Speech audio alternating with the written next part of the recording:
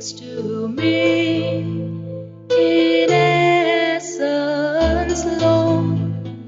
My child, look up and learn the truth I show.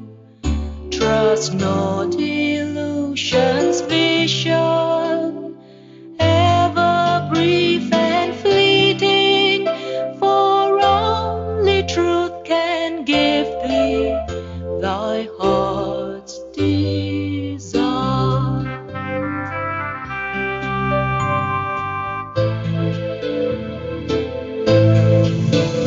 Lord Buddha speaks to me when sin holds sway, when passion's fire rise high and help seems far away.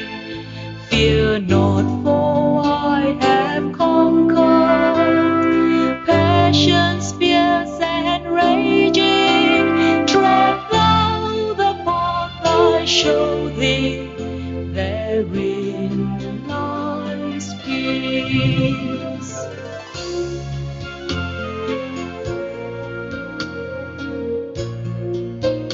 Lord Buddha speaks to me when friends depart, when loneliness assails my aching heart.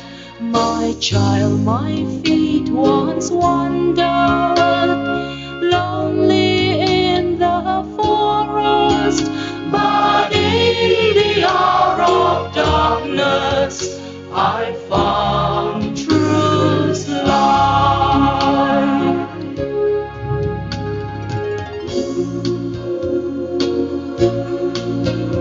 Lord Buddha speaks to me in death's dark night, when closing eyes no more can see earth's light.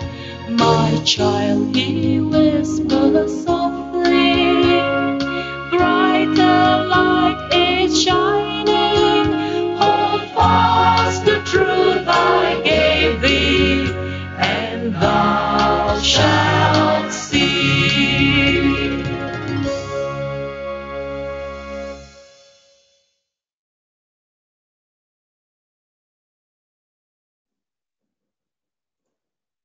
Sukhihotu and good morning, brothers and sisters in the Dhamma.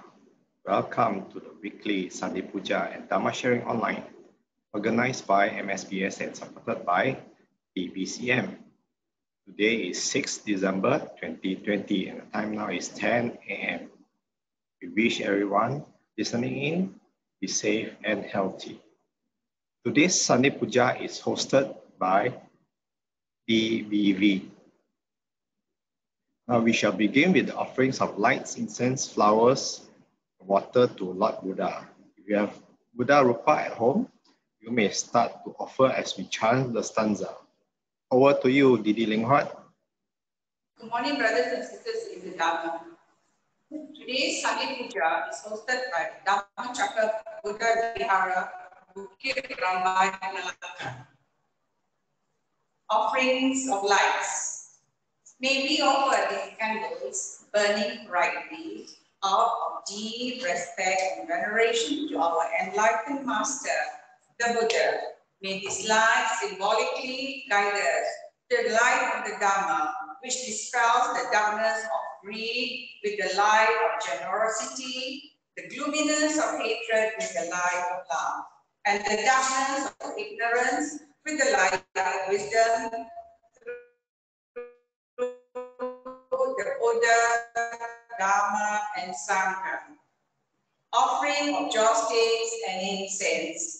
May we offer respect and veneration to our blessed master, the Buddha. May the fragrance of these joss sticks and incense be pleasing unto the gods and devas. May our good deeds be like the fragrance of these joss sticks, cultivating compassion, patience, tolerance, understanding, and love to all living beings. Offering of flowers. These flowers too, we offer our deep respect and gratitude to our compassionate master, the Buddha. These flowers, sweet, beautiful, and choice, are clustered at the feet of our noble master. Beautiful as they are now, they will soon, with passing of time, wilt and fade and be cast away, reflecting thus on this very nature of unsatisfactoriness, impermanence, and soullessness. Let us treat the path shown by the Buddha for the eradication of sufferings here and now.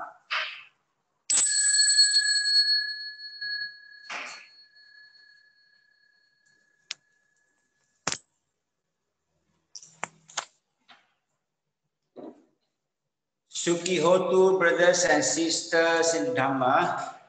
Welcome to Theravada Buddhist Council Sunday Puja. And let's compose ourselves to begin with this morning's Sunday Puja by paying homage to the Buddha, Dhamma, and Sangha.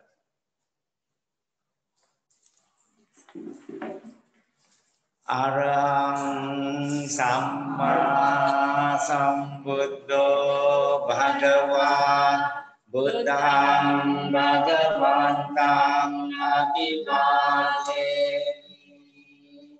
Swakato Bhagavata Dhammo Dhammang Namami Supatipanno Bhagavato Savaka Sangho Sanghang Namami Namo Tassa Bhagavato Arahato Samma Sambuddhassa Namo Tassa Bhagavato Samma Sambuddhassa Namo Tassa Bhagavato Arahato Samma Sambuddhassa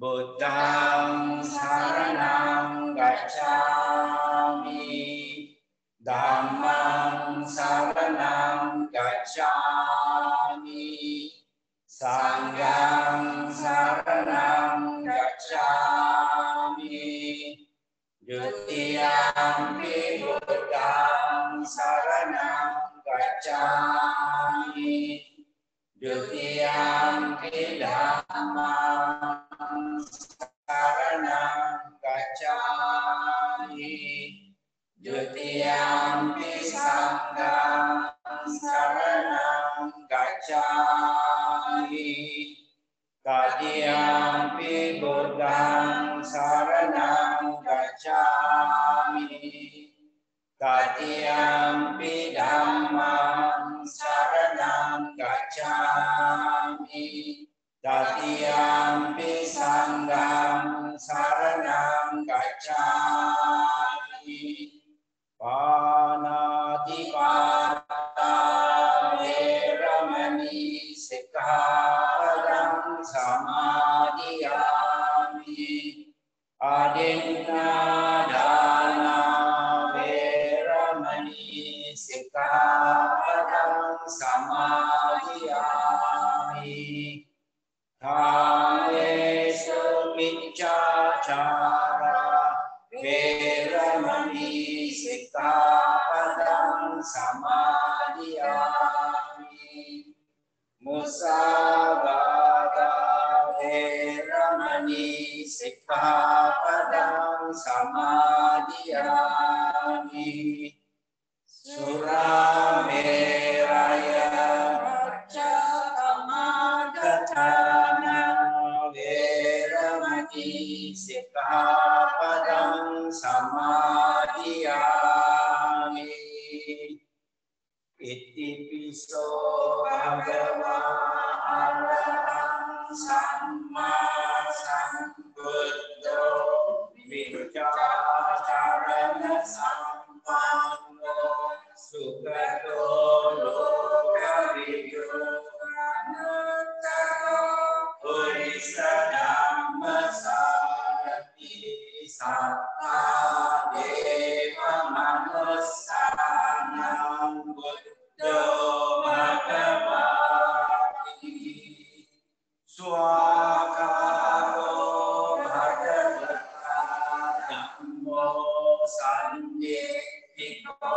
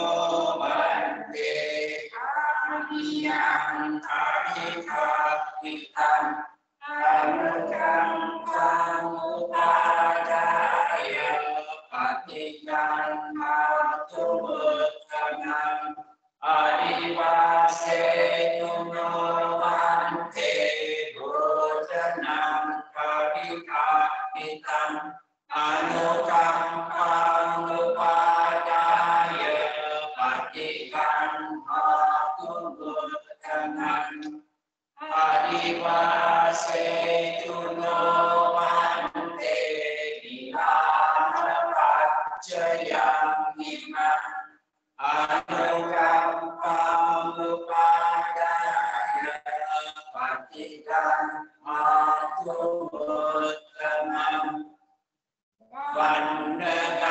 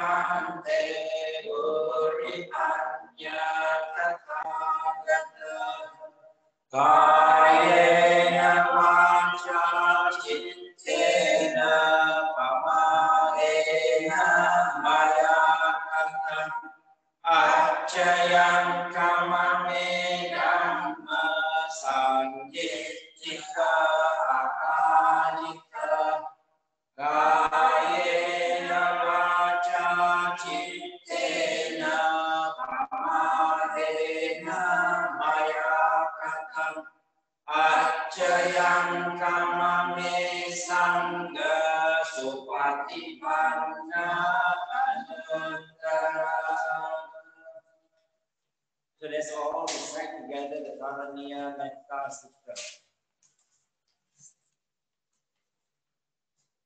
Karaniya Matta Kusalena Yantam Santam Padang Amisamecha Sakko Juja Sujuja Sumachocha Samuduana Imani Santos Sakocha Sumarocha Apakitchocha Salahu Tantindriya Chanipakocha Apagato Lesu Ananogito Nachakutta Samachare Kinchiena Vinyu Pare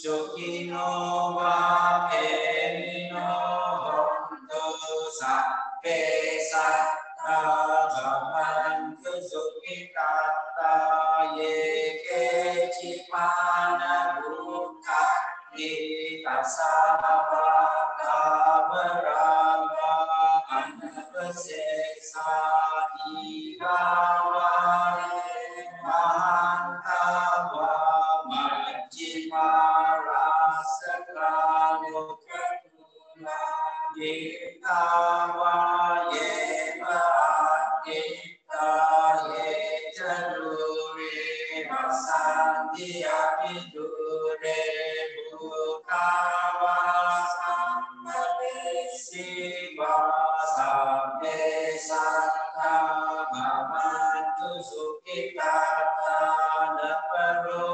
paramikuddeta nati manyeta kata cinang kanci yaro sanapati rasanya Nayamanya sadukramicceya matayata niyam pottam ayisa eka potamanurake imam bisa bebudesu manasa Vapaye apatimanam Tam jasam velokasmi manasam aparimanam uddhan adocatiyam ca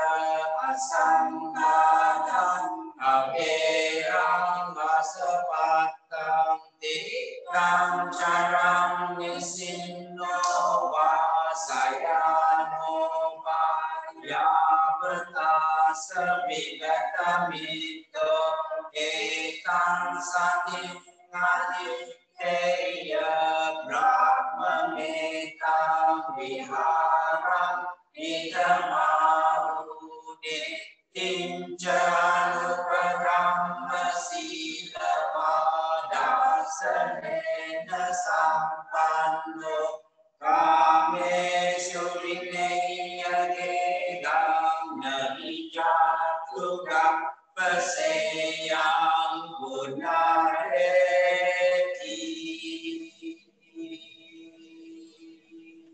Sadhu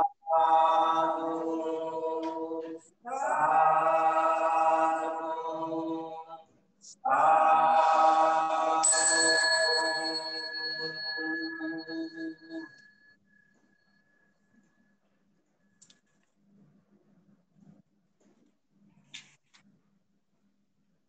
Thank you very much, Didi Ling Huat and the group. Today's Dhamma Sharing is led by Didi K.C. Lee. He holds many leadership posts. Among them are President of Theravada Buddhist Council of Malaysia, Vice Chairman of Malaysia Buddhist Consultative Council, President of Pasatipatana Buddhist Society, management team in The Cradle Center that focuses on developing Buddhist leadership. Holds a diploma in Buddhist Studies from University of Kelaniya, Sri Lanka. Over to you, Didi K.C.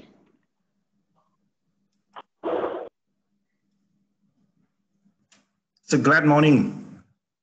And Namo Buddhaya, brothers and sisters. Let me first thank you for joining this morning Dhamma Sharing.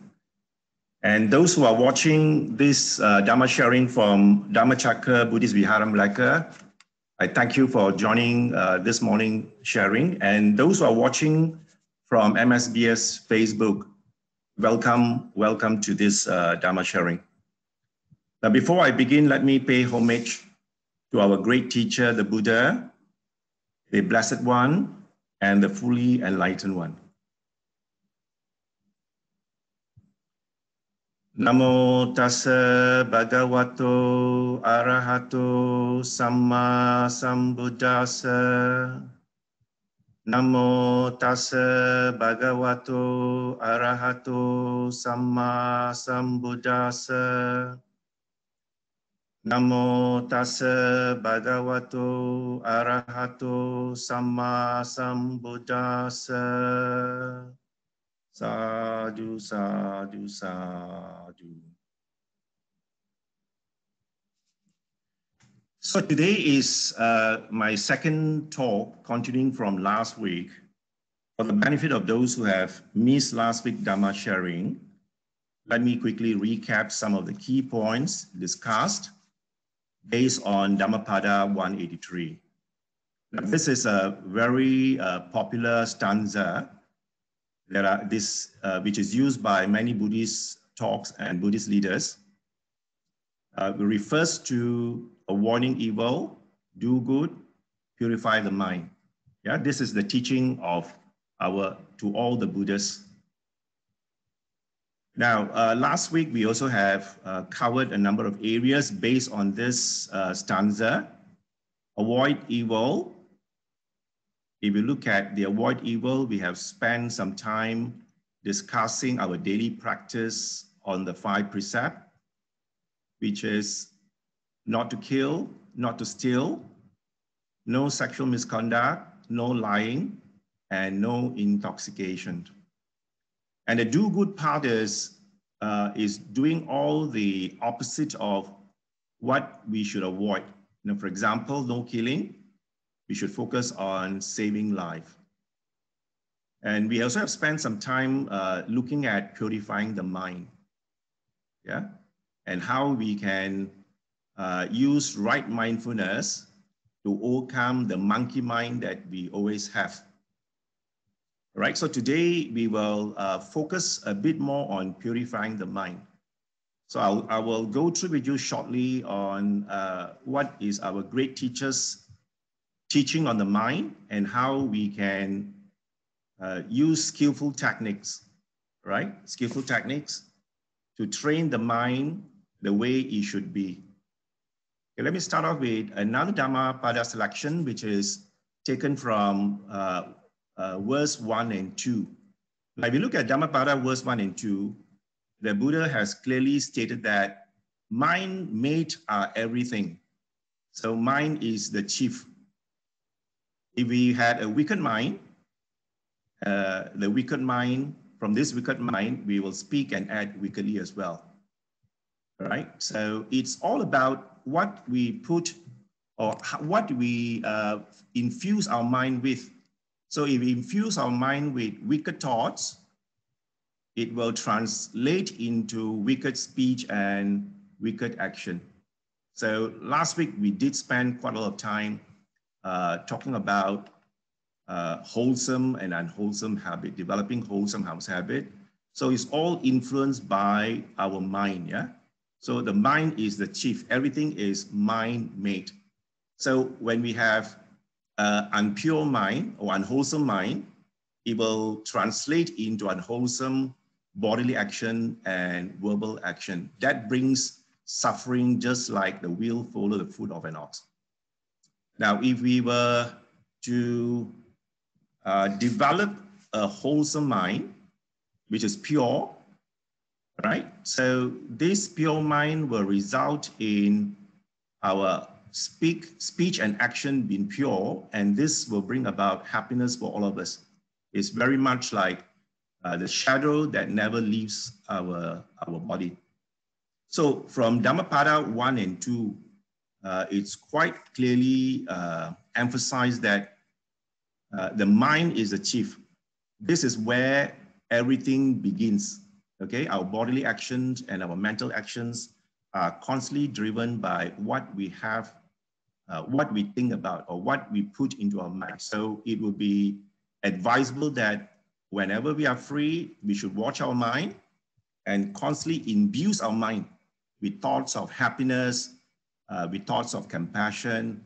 So this happiness and compassion that we constantly imbue our mind with can be translated into our bodily action and our verbal actions, right?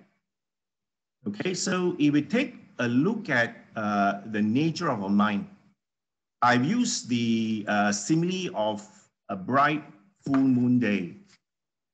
Right? The Buddha, our great teacher, has spoke about the nature of our mind. The true nature of mind is just like this full moon, bright and clear, and is still. When we have our true nature of mind is constantly in this state, which is bright and clear. And with this bright and clear mind, we should be able to see things clearly. Compared to the true mind and our current mind, now you look at the second picture where the moon is now clouded with defilements. So this is how our state of mind is at the moment, constantly clouded with defilements. Defilements here refers to unwholesome thought or wholesome thought, constantly covering the state of the true nature of the mind, which is bright. So it blurs what it sees. So whatever we perceive from this clouded, defiled mind may not be the true nature of things. So when we experience our daily transaction with people or with things, we are constantly being deluded by our defilements, believing what we see as being the truth. So our aim of mind practice is to, to remove all these defilements, eradicate these defilements, and bring the state of mind back to its true nature, which by right, it's always bright and clear. So we have a clear mind. It's just that the defilement over many life cycle has made it blurry, clouded, and we couldn't see the state of our true nature of mind. The other way of looking at the state of mind is to look at it as a glass of water where it's been poured with mud, right? So if we stir this mud in this glass of water, which was clear, it becomes cloudy. So the daily stirring of the mind, constant thinking, constant agitation of the mind, it stirs up the mud and making the water unclear. So the aim of the mind training is to let the mind settle down, right? Settle down over a period of time. If we let this muddy water in a glass to settle down, the mud and the water will slowly separate. When it separates, what we finally get is that we'll get a clear section of the water, and the muddy sediments all settle down at the base of the glass. So this is the aim of our practice on a daily basis. That is to watch the mind, look at what arises in the mind. If there's a lot of thinking, our aim is to calm the mind as much as we can, have a clear picture of what is happening in front of us. Okay, so now let me take you down to who we are in the context of the Buddha's teaching. Now, here I've shown two simple diagrams to know who we are. As a born human being, we have two parts. We have the body and the mind. The body is physical, so you can see and feel it. So most of the time, we have a body, and the body is there for us to, maintain it, or even to feed it, to grow it. The other part of us, which is called the mind, is not as visible as our body. If I were to ask you, where is your mind? I think most of us will point to different parts. Some will say the brain is the mind.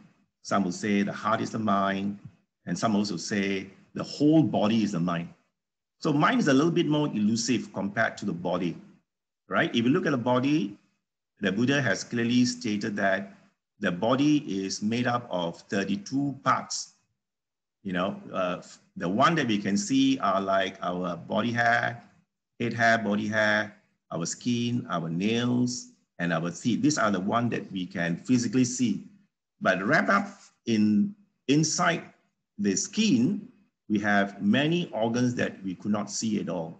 So if we were to take, dissect the body and take a look at what is inside, we will find that the body has more than what our eyes can see on a daily basis. So we will, you can see we have the heart, we have the lung, we have the intestine. In biology classes, we have been taught that, we have various kind of body systems, yeah? We have nervous system, we have digestive system, we have internal system. So this is what the body is made up of. And the mind, as I said earlier, it's quite elusive, it's quite difficult to pin down, but it do have its component as well. So our great teacher has shown us that the mind consists of 4 smaller aggregates. There are 4 smaller parts, which you can see from this picture. We have 5 aggregates. Body is one of them, which, as I explained, that it's what we can see. And the mind consists of 4 more sub-aggregates, right? Sensation, also sometimes referred as feeling. So we feel when there is an object in front of us, we can feel it. And then we have a perception. The perception is like a huge library that contains all our experiences from childhood till today. So all our experiences that we have encountered through our life are all stored as perception. It's a large storage of all our contact with things. And this is the one that causes most of the problem when we are dealing with people or dealing with things. We always tend to refer to this storage of previous experiences and compare with what we see now, right? And this is what we attempt to correct. So we have to rewrite this perception. If we want to change our habit, this is where we have to change things right at the perception level. Then we have volition. Okay, volition is an action out of how we perceive. So the action can be wholesome or unwholesome. It starts off with an intention to do something, all right? So when we have a good intention, the result will be a wholesome action or a wholesome verbal outcome. If the intention is unwholesome, it will then show as unwholesome action and unwholesome speech, right? So this is where in other talks referred to as sankhara, okay? Volition, intentional volition, which results in karma, right? So karma is caused by this mental state that has an intention to act on something. It can be wholesome and it can be unwholesome. So it's all through perception that leads us to act. Consciousness is part of the body part, which we are conscious of what we see, we are conscious of what we're hearing, okay? We're conscious of what we touch, which I will explain later on in the slide. So what we see here is that we have a mind which consists of 4 sub-aggregates. Out of these 4 sub-aggregates, we are constantly in contact with the world. So we perceive things constantly through our senses, okay, our body senses, right? Through the body senses, then we will act accordingly based on the sensation that we receive, which in short, what kind of feeling do you get?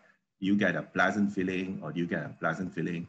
If pleasant feeling, then our action towards this pleasant feeling differs from if the feeling is unpleasant. So usually pleasant feeling, we want to have it more. We want more of the pleasant feeling. So that slowly creeps into what we describe as craving. Okay, so if we have unpleasant feeling, we tend to reject it. Okay, we tend to push it away, and that results in a set of volition as well. Whether it's pleasant or unpleasant volition. All right. So what I've shown here is that The key thing to remember from who we are, having a body and mind, the first thing to remember is that the body and mind are two separate entities. They are not one, okay? So the body is a body, the mind is a mind. So here I've used a very simple simile that we treat the body like a car and the mind like the driver. So the driver drives the car, okay? So the driver can change car, but driver drives the car. So the driver practically instructs what the car to do. So not the other way around. The car don't instruct the driver what to do. So if we see our body and mind in that nature, we will be able to, live our daily life in a much peaceful and happy way. The mind tells the body what it wants, not the other way around. The body does not tell the mind what it wants. So most of the time, we get confused because we think the body and the mind is one, right? And we think that the body, instruct the mind what it wants, but actually it's not true. The mind is the chief. From Dhammapada 1 and 2 is quite clearly stated that the one that controls the body is the mind, not the mind controls the body. So mind, if it's wholesome, the body will act wholesomely. When the mind is unwholesome, the body will act unwholesomely. So we should see the body and mind as two separate entities.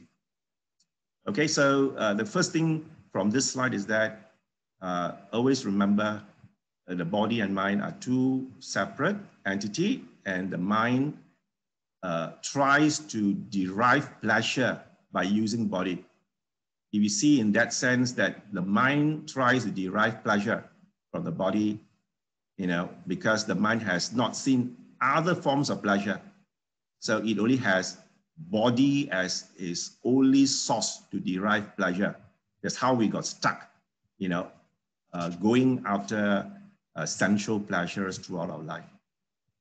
Okay, our great teacher has shown us that if we can control the mind and give this mind a new sense of pleasure, a higher pleasure, spiritual higher pleasure, then the mind will never want to source pleasures from the body. Okay, so the aim of training the mind is to discover that, is to give the mind a higher form of pleasure, much greater in terms of happiness compared to having a bodily pleasure. Okay, so let's go on with the next slide. That is some of the reality that we can derive from the earlier slide that I've spoken about. So this is the truth. Our body will subject to aging, sickness, and death. Right? But what we hope for is that our body forever is young, forever is healthy, and forever never die. So you can see what we desire and what is real are completely opposite, right? So because it's against what we believe to be and not willing to accept the reality, and that brings suffering. So we do have a choice, right? The choice of happiness is to understand this reality that the body will subject to aging, sickness, and death. So this is the truth. The not truth is, we will never age, we will never sick, and we will never die. Now, most of us, we want to remain young forever. Even when we speak to our friends, we always want to recall back the good times. How when we were young, how energy we were, how energetic, how handsome or how beautiful we were. As we age, all these aging things are now showing in our body. We are no longer as youthful as it used to be, but we still want to live in the youthful state. So living in the past of against the reality, which is aging, sin, and death, that brings about unhappiness. So we know that this three conditions of the body cannot be controlled. We wish not to go old, but we can't. We can't control it. In some sense, we can control some of it, but we cannot control at the end of it. We can control we can overcome sickness a bit by taking medication, but, when we have a severe sickness and terminal sickness, that's it. So we cannot control the body not to fall or not to have terminal sickness, right? So we cannot ask the body not to grow old, fall sick, and die. So this is the reality. So knowing that this is the reality, how should we train our mind then? So we should constantly remind ourselves that because of this true nature, this body that we have is not I. Okay, I'm not this body. So in fact, you are not the body. In fact, I'm not this body, right? And you are also not that body. So it's just like the car, it's there for us to use for this life only. When it comes to the end, when death comes in, the mind has to look for another new body, right? So this body is not I'm not this body, and this body is not mine. So it's a very good reflection on a daily basis. When you have time, it's always good for us to take this out and recall this again, that this body that I have is not I, not mine, okay? This body is not myself. So we have to train the body to accept this reality. One of the easiest thing to do is that you can recall this constantly, right? Every day if you can, recall that this body is subject to aging, sickness, and death. If you can recall this constantly every day, it will slowly creep into our mind to accept the fact that this body finally will come to an end. Okay? So if we do not recall this constantly, when death comes in at the end of it, our mind is not ready to accept the fact. So one of the easiest training to do is that recall this on a constant basis. Okay, I'm going to go through some of the teaching by the Buddha, the body itself. Now, if you look at our body from science, we have learned that we have 5 sense faculties.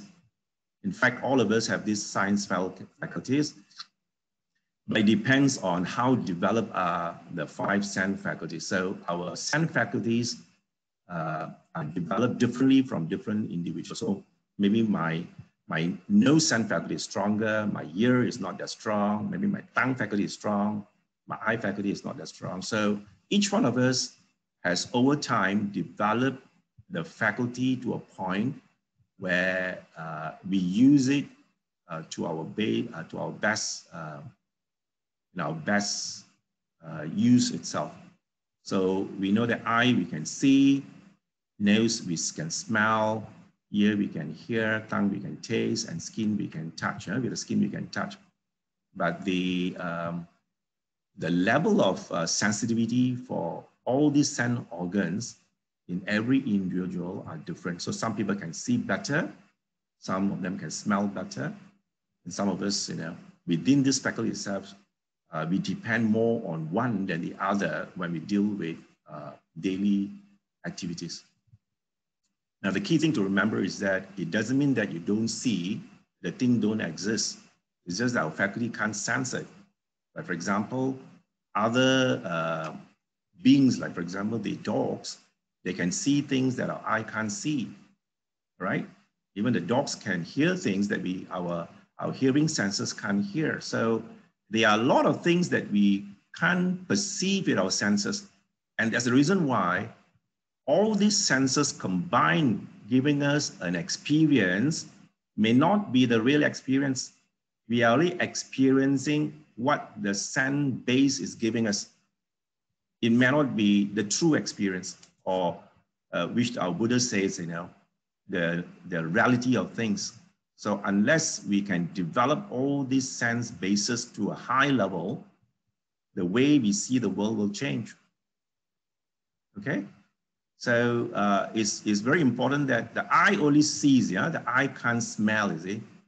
So the nose can't see, is it? The nose can smell. So each of these faculties are there in our body to perform one task. And then that's it. The eye just see, and I just don't do beyond the seeing.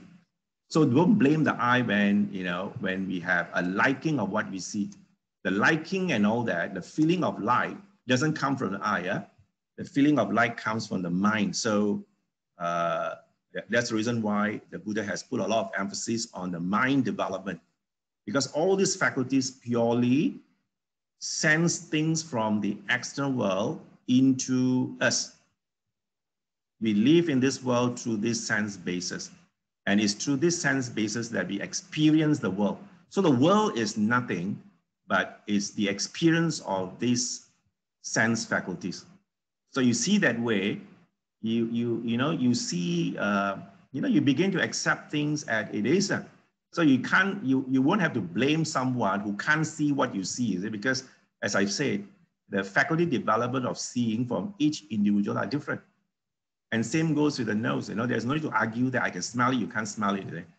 So, sometimes we go into a process of even arguing over what the sense faculty that you experience, and it's not experience someone else, is a question of argument. Why can't you see it? And that causes friction between two individuals. So if you understand that the faculty itself functions just like that, and all of us have different developed faculties, we'll be more kinder to people. If they can't hear as clearly as what you could hear, you just take it as, well, we have different sense faculty abilities. So there is no need to argue over what is not heard, or what is not tasted, or what is not smelled, or what is not seen.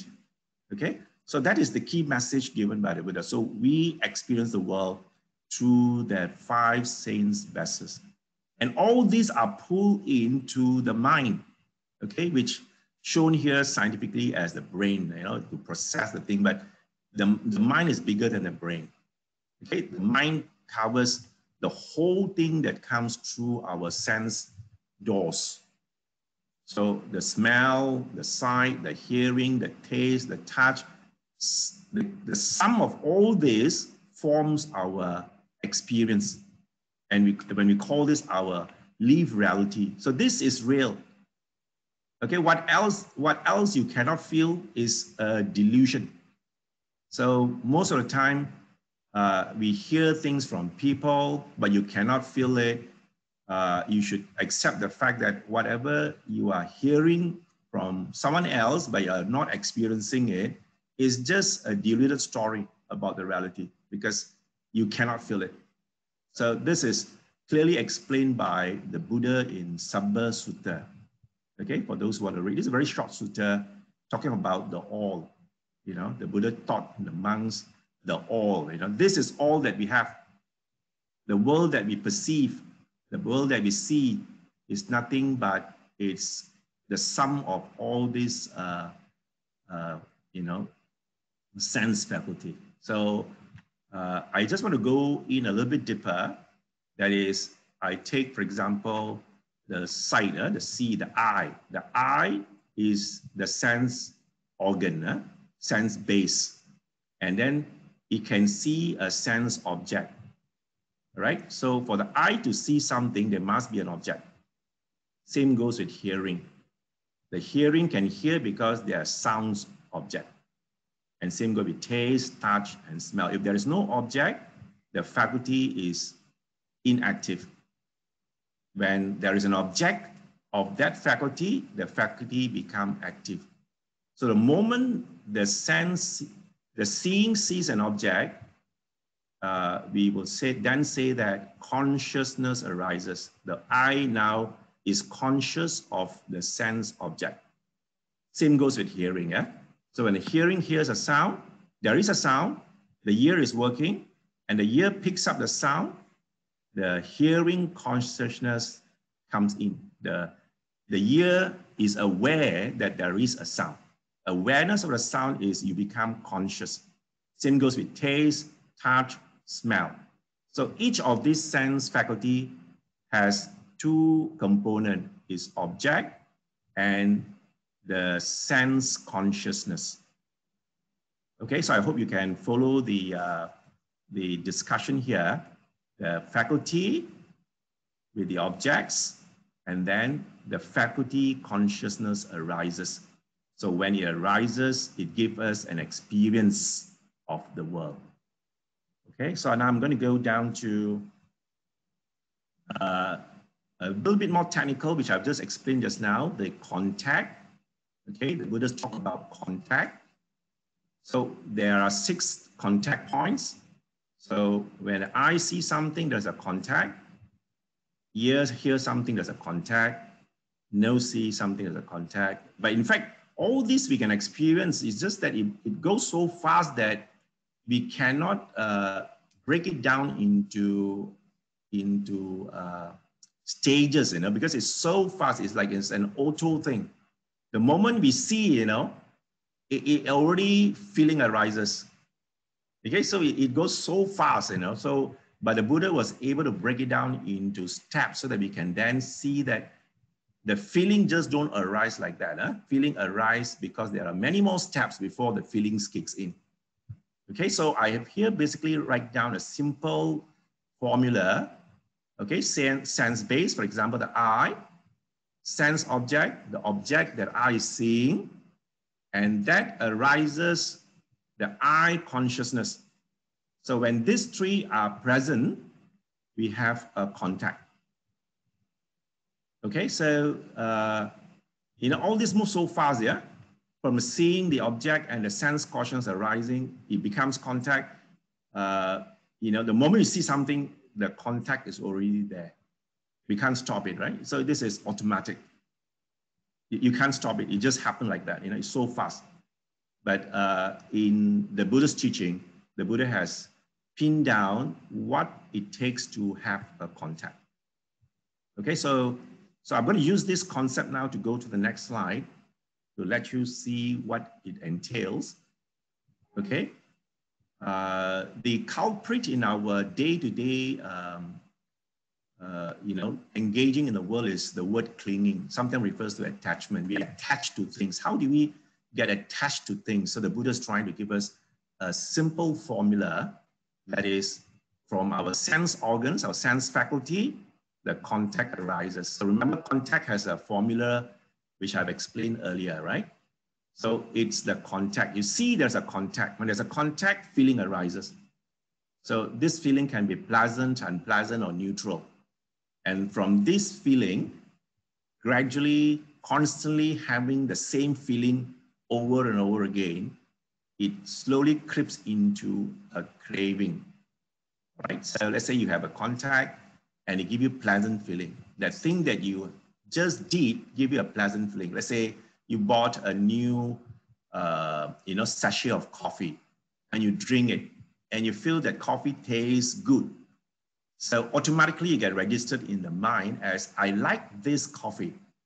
So when you like this coffee, when you go back to, when the coffee runs out and you go back to a shopping mall, you walk back to buy the same, you know, packet of coffee.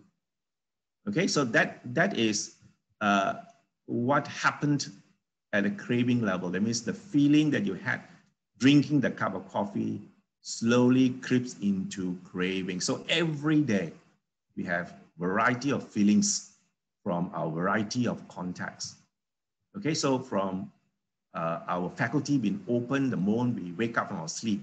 So the moment we are awake from our sleep, our faculty are already open. So constantly bombarded with a variety of external stimuli. And it generates all kinds of feeling. Okay, the one with a stronger feeling is the one that predominates your action.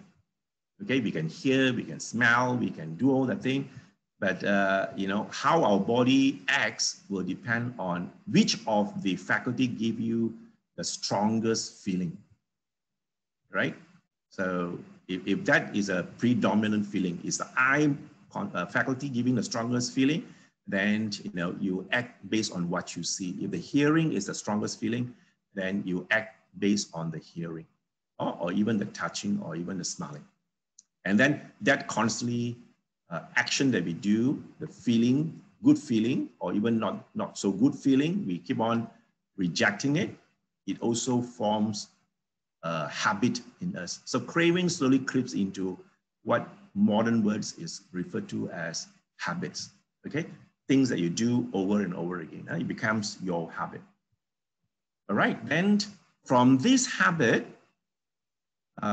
it grows into a stronger roots, And that strong roots soon form what we call clinging, or sometimes referred to as attachment. So this is the formula given by the Buddha, how we, from a simple sense base that we see, non-harmless, we see things, we hear things, looks very harmless, but because of the feeling that arises and craving creeps in and slowly hold on to what, slowly creeps in and hold and become our new habit of the day. So key thing to remember is that the sense-based contact to feeling, these are generated automatically, but it comes to craving, number 3, step number 3, the craving is where we can put right effort, to overcome it. That's the reason why, you hear people saying that let go, let go. Let go simply means to say when the feeling arises, don't convert this feeling into something that becomes habitual. So when you convert the feeling to something habitual, then it becomes your new acquired habits. And that habit is difficult to break. Okay? So the habit is actually craving that we have, experience from good feeling or not good feeling that, creeps into our habit creation. So this is the point number 3 that we can break clinging from arising. So when you can weaken the craving, the clinging will also get weakened. Okay, so this is how the whole system works, yeah? Okay, all right, so what do we cling on? So it's good to know what do we cling on, right? So if you can constantly remind yourself these 4 things that you can cling on, you can fall into as a habit, you have to be a little bit more watchful. So when you encounter a new feeling or new experiences, and try to classify whether it falls into any of this category. Right? The first is clinging to sensual pleasure.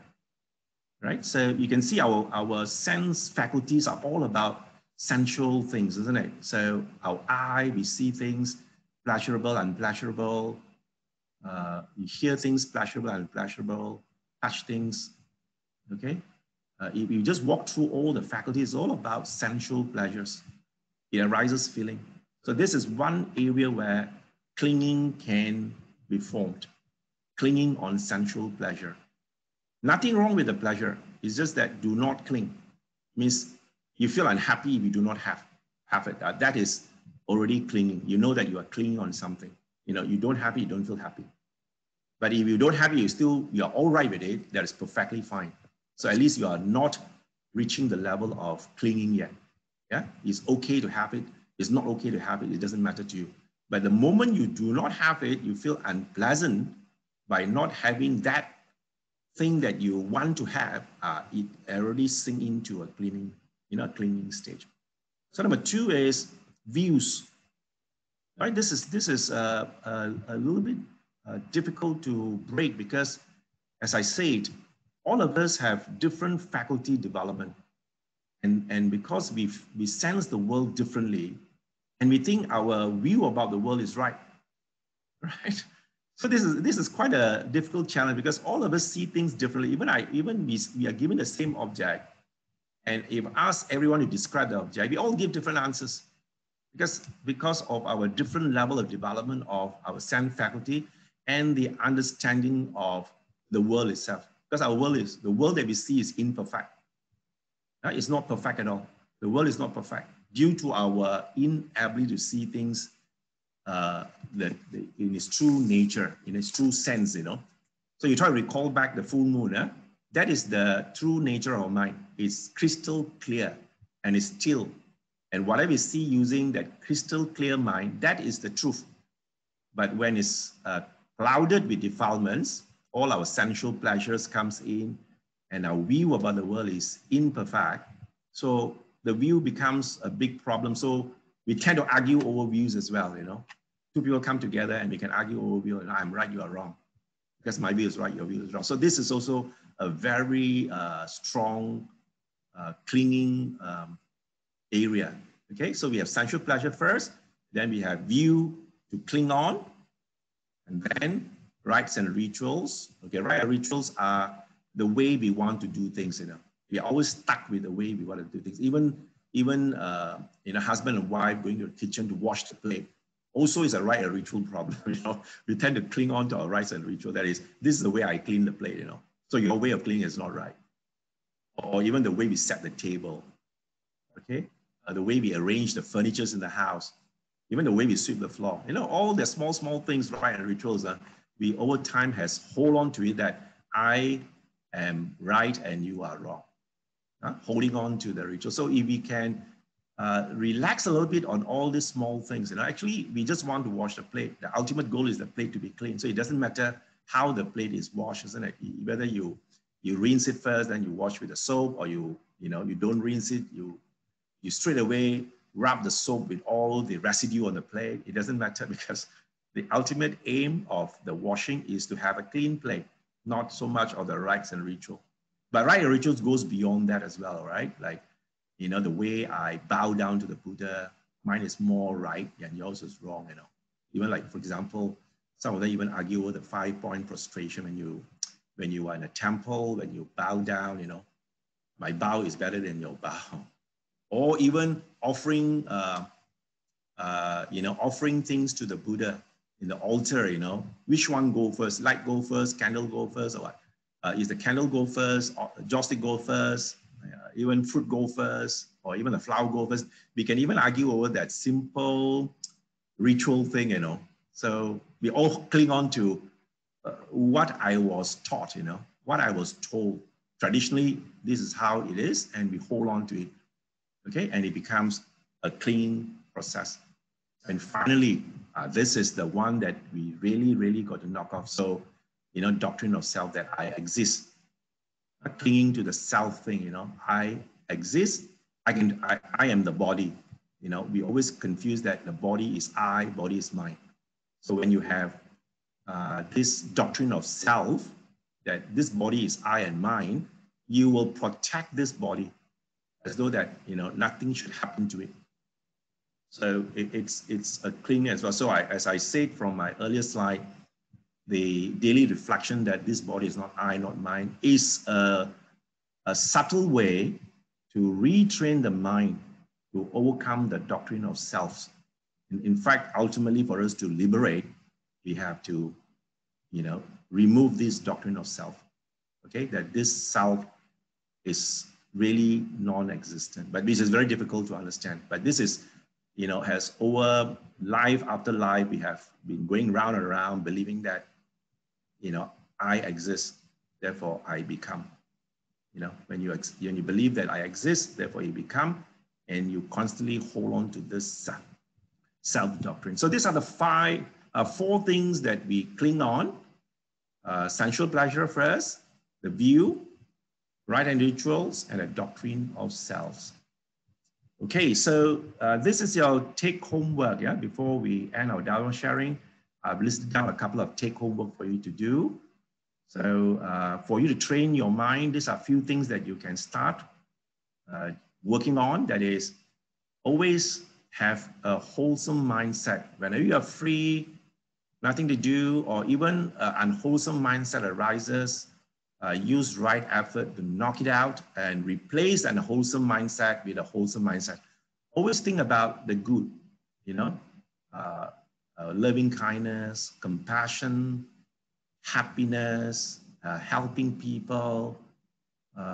You know, when you know that you have a wholesome mind, and wholesome mind when you are happy, when you have a pleasant thought, that's a happy mind. So always develop a happy mind by constantly imbuing your mind with this happy thought. That's one thing that you can do, you know, right away. And then number two is that you can increase your daily mindfulness. Know what you are doing. Instead of not knowing what you're doing, you try to remember. You know, the word sati that we have discussed last week is about remembering. So the challenge that we had last week was, how long can you remember what you are doing? So that is your daily mindfulness training. If you're walking, just walk. If you're eating, just eat. If you're sweeping, just sweep. All right? If you're cleaning your plate, just clean your plate. So that is what we meant by a daily mindfulness. So when you're mindful of what you're doing, your mind stops proliferating. Okay, your mind stops thinking of this and that, think of yesterday, think of tomorrow, think of something. When the mind is restless and nothing to do, you always take up something to think about. That is the nature of the mind. We can't stop that, but we can train the mind by, by forcing it to just look at the daily things that you're doing. So this will be one of the homework that you can do. Okay, so you develop wholesome mindset. At the same time, just remember when you walk, just remember this is my left foot, my right foot, my left foot. Even for a short moment, slowly this will creep in to be your new habit. So when you develop new habit, then as you walk, automatically the mind will be focusing on left, right, left, right, left, right. That is what it meant by increasing your daily mindfulness. Okay, then number 3 is reflecting on this, that we will be subject to aging, sickness, and death. That this is definitely going to come to our body. As long as we have the body, we will definitely get this 3 things waiting, to hit us. So reflect on this. So when you reflect on this, always remember that because this body can go through this 3 condition and is not controllable, therefore this body is not I, not mine, and not myself. Okay, so train the body and always train your mind to accept that this body is not I, not mine, and not myself. Okay, and lastly, what you can also do is that, if you got time, always good for you to go for a short retreat, because retreat is a place where the environment is conducive, right, for you to practice all the 4 things that I've just mentioned. Because sometimes at home, with our home environment, the condition is just not right for us to develop this. But we can put in more effort. We have to arouse our energy, and then we have to put more effort and exertion to keep telling us that these are the 4 things that I must develop on a daily basis. When you bring this to a retreat, you find that the retreat is going to give you some fantastic results. Okay, so that is my Dhamma sharing for this morning. Before I end, I want to dedicate this Dhamma sharing to a friend who has just lost his father in this week. So let me share all the good merits that we have accumulated this morning by doing chanting and also the Dhamma sharing to Sister Moon's father, who has just passed away this week, the late brother Teo Chai Chong. May he be well and happy, and may he take favorable rebirth wherever it is. May he has the contact of the Triple Gem, the Buddha, Dhamma, and Sangha. With that, I'm passing the control back to Didi Terrence. Didi Terrence.